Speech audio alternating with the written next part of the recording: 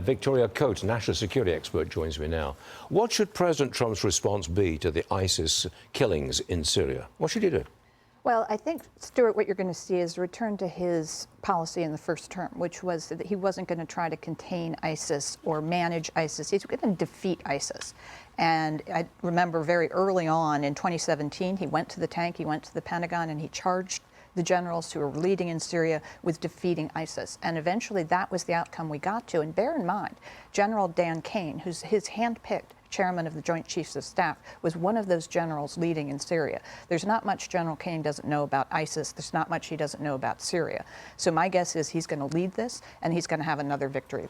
We're going to strike at ISIS targets all across Syria, wherever we can find them. Just go at it. Absolutely, and I think if we do have the cooperation of the government of Syria, they don't have much they can do in the air, as the Israelis have demonstrated. So if we want to go in for airstrikes on their key locations, that's something we can do.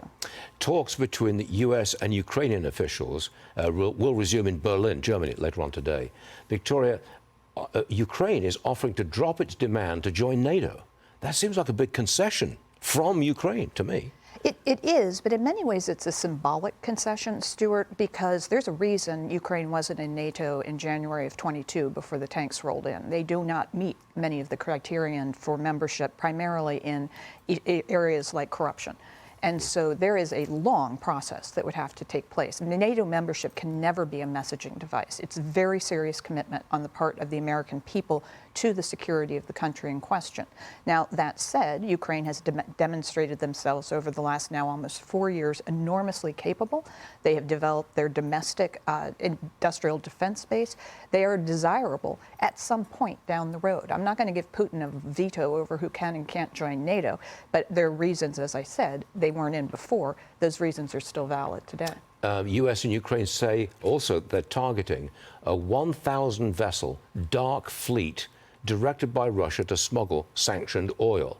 If we were to shut that fleet down, I don't know how we'd do it, but if we could, that would be a huge blow to Russia, wouldn't it? It'd cut off their money. It would, and actually we do know how to do it. We did it in the first term to the Iranians, and we went after them ship by ship by ship. And I just got back earlier from the trip we were just talking about from Finland and Lithuania on the Baltic, where a lot of those shadow ships are going by.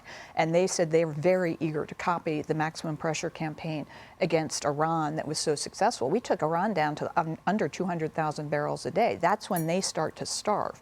And so what we did against Venezuela, interdicting that ship, you can sell off that oil, put it in an escrow account for the people of Venezuela, a duly elected government of Venezuela. That's all perfectly legitimate. Would it be American forces that jumped on board these tankers and took them away? Or It's actually the Finns or the Baltic republics? It could mean in the Baltic, it should probably be the Balts. They're very capable. They know their area. But bear in mind, there aren't huge crews on these tankers, so it's not actually that hard of a thing to do. And you think we're going to do it? I think we can do it. I think we should do it. We can do it. And it's up to the president whether or not we do it. Yeah, okay. That would really smother him. Victoria, thanks for joining us. Always a pleasure.